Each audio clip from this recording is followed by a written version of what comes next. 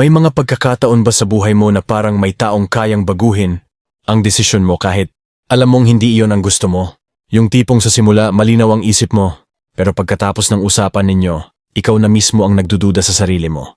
Minsan sasabihin mo sa sarili mo, bakit parang ako na ang may kasalanan? Bakit parang ako ang nagsosorry kahit hindi ko naman kasalanan? Bakit parang lagi akong napipilit gawin ang gusto nila? Kung naranasan mo na ito, posible na nakaranas ka ng manipulation. Ang manipulation ay isang psychological strategy kung saan ginagamit ng isang tao ang emosyon, guilt, fear, o confusion para kontrolin ang behavior at decisions ng ibang tao. Hindi ito laging obvious. Hindi ito laging agresibo.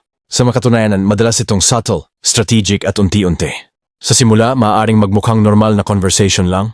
Minsan parang care o concern lang. Minsan parang joke lang. Pero habang tumatagal, mapapansin mo na nawawala ang confidence mo sa sarili mong judgment. Palagi kang nag-a-adjust para sa ibang tao. At pakiramdam mo parang may emotional pressure na hindi mo maipaliwanag. Ang mga manipulative na tao ay madalas gumagamit ng iba't ibang psychological tactics para makuha ang gusto nila. Ang ilan sa mga tactics na ito ay konektado sa personality, traits na kilala sa psychology bilang dark triad. Kabilang dito ang narcissism, labis na pag-focus sa sarili at pangangailangan ng admiration. Machiavellianism, pagiging strategic at manipulative para makuha ang gusto. Psychopathy, kakulangan sa empathy at guilt. Hindi ibig sabihin na lahat ng manipulative na tao ay may ganitong traits. Pero madalas itong makita sa mga taong sanay gumamit ng psychological control. Sa video na ito, pag-uusapan natin ang top manipulation techniques na ginagamit ng ibang tao sa relationships, friendships, social situations, at kahit sa workplace. Malalaman mo kung paano gumagana ang bawat tactic, bakit ito epektibo, hence kung paano mo makikilala ang mga red flags bago ka pa matrap sa manipulative situation. Ang layunin ng video na ito ay hindi para turuan kang manipulahin ang iba. Ang tunay na goal ay awareness. Dahil kapag naiintindihan mo ang mga tactics na ito, mas madali mong mapapansin ang manipulation, mas malakas ang loob mong mag-set ng boundaries, at mas kaya mong protektahan ang sarili mong emotions at decisions. Tandaan mo, ang tunay na power ay hindi sa pagkontrol ng ibang tao. Ang tunay na power ay nasa pagiging aware at hindi madaling manipulahin. Kung gusto mong malaman ang pinakakaraniwang manipulation, tactics na ginagamit ng mga tao, simulan na natin. Number 1. Gaslighting. Isa sa pinakamapanganib na manipulation techniques ay ang gaslighting. Ito ay isang psychological tactic kung saan pinagdududa ka ng isang tao sa sarili mong memory, perception, or understanding ng mga nangyayari. Unti-unti niyang babaliktarin ang sitwasyon hanggang sa ikaw na mismo ang magtanong kung tama pa ba ang nararamdaman o iniisip mo. Ang terminong ito ay nagmula sa pelikulang Gaslight, kung saan sinubukan ng isang lalaki na paniwalain ang kanyang asawa na nababaliw ito sa pamamagitan ng pagmanipulate ng mga pangyayari sa paligid nila. Paano ito ginagawa? Narito ang mga halimbawa ng linya na ginagamit sa gaslighting. Hindi ko sinabi yan. Mali ang pagkakaalala mo. Masyado ka lang sensitive. Ini-imagine mo lang iyan. Ikaw ang may problema, hindi ako. Sa umpisa maliit lang ang mga pagbabago sa kwento o detalye. Pero habang tumatagal, paulit-ulit itong ginagawa hanggang mawalan ka ng tiwala sa sarili mong perception. Basya nito epektibo? Dahil natural sa atin ang magtiwala sa taong malapit sa atin. Kapag confident silang magsalita at paulit-ulit nilang sinasabi na mali ka, may posibilidad na ikaw mismo ang magsimulang magduda sa sarili mo. Sa resulta sa biktima. Kapag matagal kang nag-gaslight, maaaring maranasan ang pagkawala ng self-confidence, confusion at anxiety, dependence sa manipulator para malaman kung ano ang tama, pakiramdam na ikaw palagi ang mali. Paano labanan ng gaslighting? I-trust ang sarili mong memory at instincts. I-document ang important conversations kung kinakailangan. Huwag agad mag-apologize kung hindi ka sigurado na may mali ka. Maghanap ng outside perspective mula sa trusted people. Tandaan mo, ang taong kailangang sirain ang confidence mo sa sarili para magmukhang tama siya ay gumagamit ng manipulation, hindi healthy communication. Number 2. Love bombing. Yung love bombing gagitong manipulation. Technique kung saan binabaha ka ng sobrang affection, attention, compliments, at gifts para mabilis kang ma-attach emotionally. Sa simula, parang napaka-perfect ng tao. Sweet, caring, laging nandyan. Parang ikaw ang pinaka-special na tao sa mundo. Pero sa likod ng lahat ng iyon, may hidden goal. Mabilis kang ma-hook para mas madali kang kontrolin. Ano ang itsura nito? Narito ang mga halimbawa ng love bombing behavior. Sobrang bilis magsabi ng I love you. Non-stop messages at attention araw-araw. Grand romantic gestures kahit kakakilala pa lang. Future plans agad tulad ng kasal or paglipat ng bahay. Pressure na maging exclusive agad. Sa umpisa nakakakilig ito. Pero kadalasan, masyadong mabilis para maging natural. Basya nito epektibo. Kapag may nagbibigay sa'yo ng sobrang affection at validation, naglalabas ang utak mo ng bonding chemicals tulad ng dopamine at oxytocin. Resulta, mas mabilis kang ma-in-love, mas mabilis kang magtiwala, mas mahirap kang umalis kapag nagbago na yung treatment. Yang karaniwang cycle. Idealization, ikaw ang perfect. Devaluation, biglang magiging cold o critical. Control, gagamitin ang attachment mo para manipulahin ka. Red flags, sobrang bilis ng emotional intensity. Pressure na mag-commit agad. Words na hindi tugma sa long-term actions. Nagagalit kapag hindi mo kayang sabayan ang bilis ng relationship. Paano iwasan? Slow down the relationship pace. At observe consistency ng actions, hindi lang words. Huwag ma-pressure sa emotional intensity. Panatilihin ang independence at boundaries. Tandaan mo, ang tunay na pagmamahal ay steady at consistent. Ang manipulation ay mabilis, intense at dramatic. Number 3. Guilt tripping. Ang guilt tripping ay isang manipulation technique kung saan pinaparamdam sa'yo na may kasalanan. O may utang ka emotionally para lang gawin mo ang gusto ng ibang tao. Hindi ka nila direktang pinipilit. Sa halip, ginagamit nila ang konsensya mo para sumunod ka. Ano ang itsura nito? Narito ang mga linyang madalas gamitin sa guilt tripping. After ng lahat ng ginawa ko para sa'yo, ganito mo lang ba ako tratuhin? Sige, ako na lang lagi ang mali. Hindi mo naman ako iniintindi. Kung mahal mo ako, gagawin mo ito. Sa ganitong paraan, napipilitan kang mag-adjust kahit hindi mo naman gusto. Basya nito epektibo. Bilang tao, natural sa atin ang ayaw makasakit ng damdamin ng iba. Kapag may taong nagpapakita ng disappointment o sadness, gusto nating ayusin agad ang sitwasyon. Ang manipulator ay ginagamit ang empathy mo laban sa'yo. Red flags. Pakiramdam mo lagi kang may emotional debt. Madalas kang napipilit gumawa ng bagay na ayaw mo. Kapag nag-set ka ng boundary, ikaw pa ang nagmumukhang masama. Lagi kang nagsosorry kahit hindi mo kasalanan. Paano labanan ng guilt tripping? May alamin ang difference ng real responsibility at manipulation. Tandaan na hindi mo responsibilidad ang emotions ng ibang tao. Kung healthy ang boundaries mo, ang sabihin calmly, naiintindihan ko nararamdaman mo, pero hindi ako komportable dyan. Wag agad mag-apologize kung wala ka namang ginawang mali. Tandaan mo, ang healthy relationship ay may respeto sa boundaries. Ang manipulation ay ginagamit ang guilt bilang weapon. Number 4. Silent treatment. Ang silent treatment ay isang manipulation technique kung saan sinasadyang hindi ka kakausapin, iiwasan, o ituturing na parang hindi ka nag-e-exist. Hindi para mag-cool down, kundi para parusahan ka at kontrolin ang sitwasyon. Sa halip na pag-usapan ang problema, ginagamit ang katahimikan bilang weapon. Ano ang itsura nito? Biglang hindi nagre-reply sa messages. Iiwas sa usapan kahit may issue. Cold at distant na behavior? Kapag tinanong mo kung anong problema, sasabihin lang, wala. Habang tumatagal ang silence, nagsisimula kang mag-isip, ano bang nagawa ko? May mali ba akong nasabi? Paano ko siya mapapasaya ulit? Basya nito epektibo? Bilang tao, natural sa atin ang maghanap ng connection at resolution. Kapag biglang may emotional withdrawal, nagkakaroon tayo ng anxiety at discomfort. Para matapos ang tension, kadalasan ikaw ang magsusorry o mag-a-adjust, kahit hindi mo kasalanan. Red flags. Paulit-ulit na ginagawa tuwing may disagreement. Ginagamit ang silence para takutin o parusahan ka.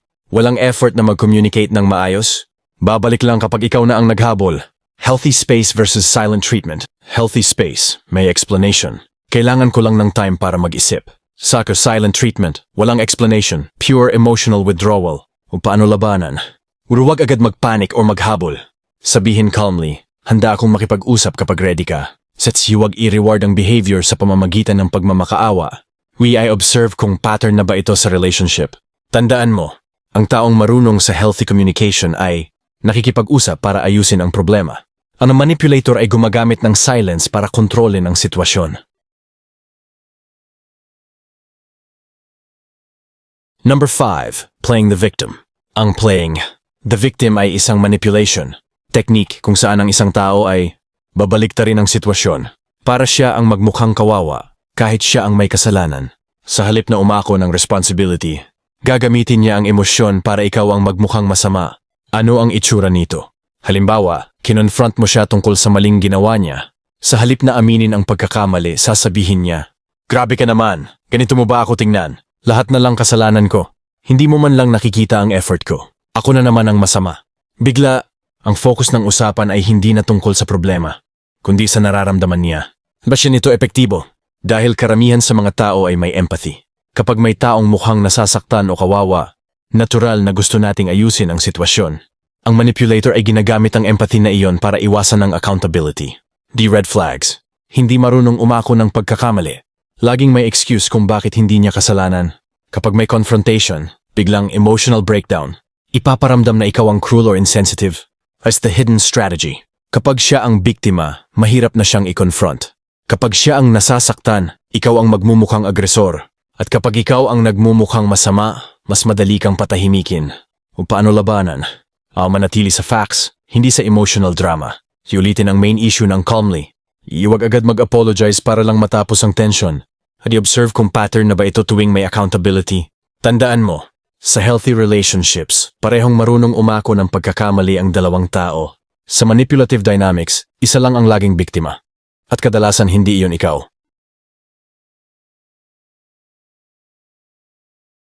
Number 6. Triangulation.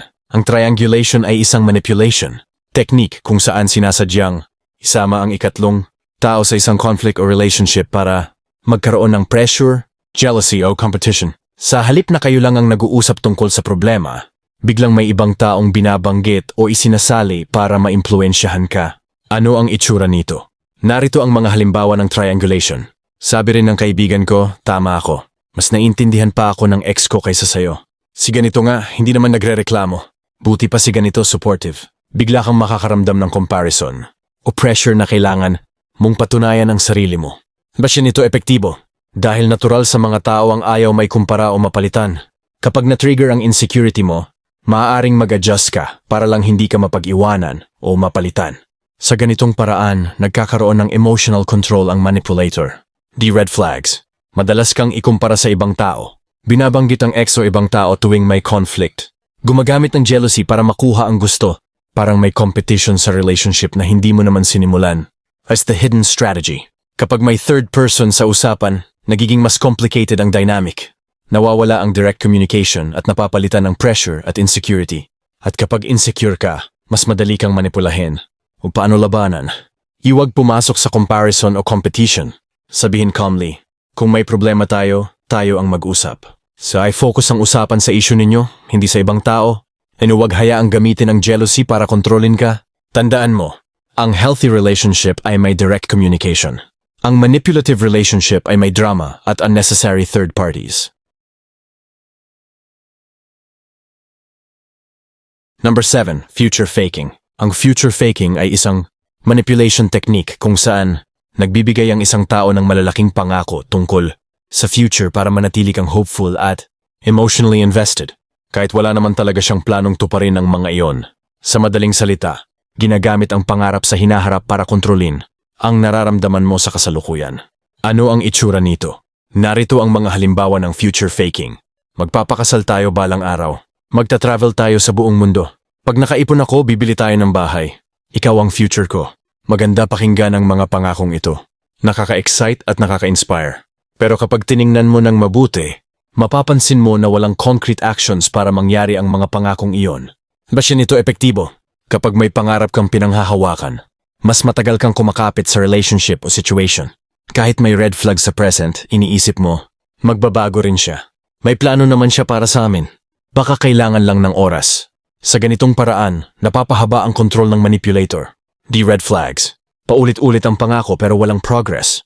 Kapag tinatanong mo ang details, nagiging vague ang sagot. Biglang may bagong promise tuwing may conflict. Ginagamit ang future plans para pigilan kang umalis. O paano labanan? Tingnan ang actions, hindi lang ang words. Puso na huwag ma-in-love sa potential. Obserbahan ang reality. Magtanong ng specific plans and timeline.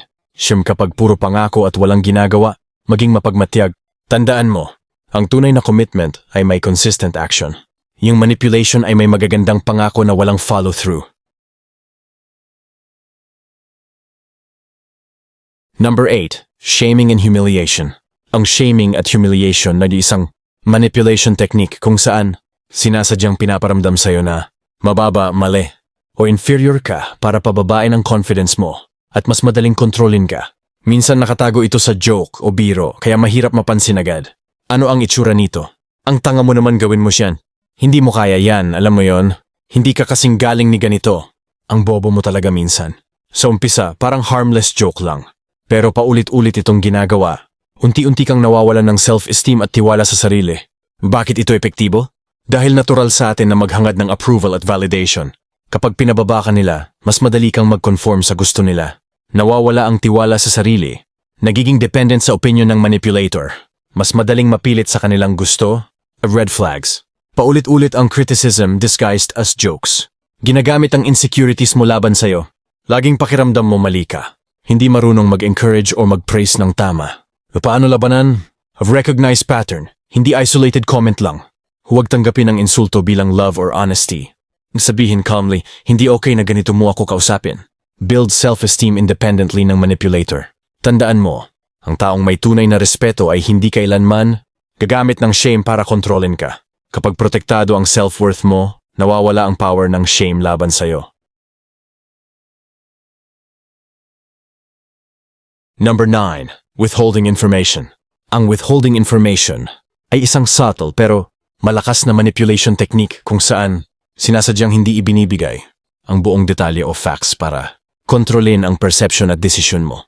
Sa halip na transparent, pinipili ng manipulator kung ano lang ang ipapakita o sasabihin sa'yo. Ano ang itsura nito? Hindi sinasabi ang buong story o nangyayari sa paligid. Pinipili kung anong info lang ang ibibigay para ma-influence ka. Basta sundin mo na lang ako, malalaman mo rin. Tinatago ang consequences or risks ng actions. Sa umpisa maliit lang ang pagkukulang. Pero habang tumatagal, unti-unti kang napapalayo sa tamang desisyon dahil kulang ang impormasyon na hawak mo. Bakit ito epektibo? Kapag kulang ang impormasyon, natural sa tao na gumawa ng assumptions. Hindi kadalasan, ang assumptions na yon ay pumapabor sa manipulator. Nagkakaroon ng dependency sa manipulator.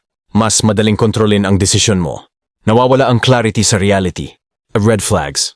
Madalas kang naiwan sa dark tungkol sa plans o decisions. Kakulangan ng transparency sa relationship o work situation. Paulit-ulit na excuses para hindi sabihin ang buong info. Feeling mo may bagay na di mo alam pero mahalaga. Paano labanan? Ask direct questions and demand clarity. Observe consistency between words and actions. Document important info if needed. Set boundaries. Transparency is a must. Tandaan mo, ang healthy communication ay open at honest. Ang manipulator ay gumagamit ng secrecy bilang weapon. Number 10. Love bombing. Yung love bombing ay manipulation. Technique kung saan binubuhusan ka ng sobrang attention, affection, at compliments para mabilis kang ma-attach at ma-hook sa manipulator. Sa simula, pakiramdam mo ay parang fairy tale ang relasyon. Napaka-perfect ng tao. Pero kadalasan, hindi totoong pagmamahal ang motibo, kundi control. Ano ang itsura nito? Sobrang bilis ng I love you, or ikaw na lang. Non-stop texting at constant attention. Grand romantic gestures, kahit kakakilala pa lang. Pressure na maging exclusive agad. Sobrang promises tungkol sa future. Tas kumpisa nakakakilig at nakaka-excite. Pero kapag emotionally attached ka na, doon nagsisimula ang manipulation cycle. Intense love, sobra-sobrang affection, cold or withdrawal, biglang distant. Control, gagawin mo ang lahat para bumalik ang attention. Bakit ito epektibo? Kapag nabaha ang utak mo ng dopamine at oxytocin sa initial attention, mas mabilis kang ma-fall at mas mahirap umalis. Red flags, sobrang bilis ng emotional intensity. Pressure na mag-commit agad. Over-the-top promises early on. Nagagalit o naiinis kapag hindi mo nire-reciprocate. Paano labanan? Slow down the relationship pace. Observe consistency ng actions, hindi lang words. Panatilihin ang independence at personal boundaries. Mag-focus sa reality, hindi sa fantasy. Tandaan mo, ang tunay na pagmamahal ay steady, consistent, at may respeto sa sarili mo. Ang manipulation ay dramatic, intense, at ginagamit ang emotional overload para kontrolin ka. Ngayon na natalakay natin ang 10 pinakakaraniwang manipulation techniques, mahalaga na tandaan mo, ang kaalaman ay proteksyon. Maraming tao ang nadadala sa charm, attention, o pressure ng iba at hindi nila namamalayan na sila pala ay pinapaniwala o kinokontrol. Minsan, sa simula, napaka-sweet at caring ng manipulator, kaya natural lang na mapaniwala ka. Pero sa huli, ang goal nila ay control at power, hindi tunay na connection o pagmamahal. Yang video na ito ay hindi para turuan kang manipulahin ang iba. Ang layunin nito ay awareness at self-protection. Kapag alam mo ang mga red flags at tactics, mas madali mong mapapansin ang manipulative patterns. Mas mabilis kang makakadecide kung healthy ba ang relasyon o hindi. Mas malakas ang loob mong mag-set ng boundaries. Mas kaya mong protektahan ang sarili mo emotionally at mentally. Tandaan, ang tunay na relasyon ay may respeto, transparency, at mutual accountability. Ang manipulative relationships ay may deception, guilt, at control. Ang kaalaman sa manipulation ay susi para manatiling empowered at aware. Kung nararamdaman mo ang discomfort, guilt, o confusion sa isang relasyon, huwag basta-basta isawalang bahala. Mag-observe, magtanong, at mag-set ng boundaries. Power ay hindi nasa pagkontrol ng iba. Ito ay nasa pagkontrol mo sa sariling reaksyon. Pagkilala mo sa manipulative tactics, pagdesisyon mo para sa kapakanan mo. Kapag natutunan mong i-separate ang genuine affection sa manipulation, mas protektado ka na sa emotional at psychological control ng ibang tao. Ngayon, handa ka nang gamitin ang kaalaman na ito para hindi ka na maging biktima ng manipulation at para mapanatili ang kalinawan ng isip at puso mo. For more video, please subscribe to my channel Psychology Trapbreaker. Marami pa tayong matutunan na aral about sa video na aking ma-upload dito. Huwag kalimutan na mag-like, comment, and share. Maraming salamat sa mga masugid kong manunood at sa mga solid kong subscribers.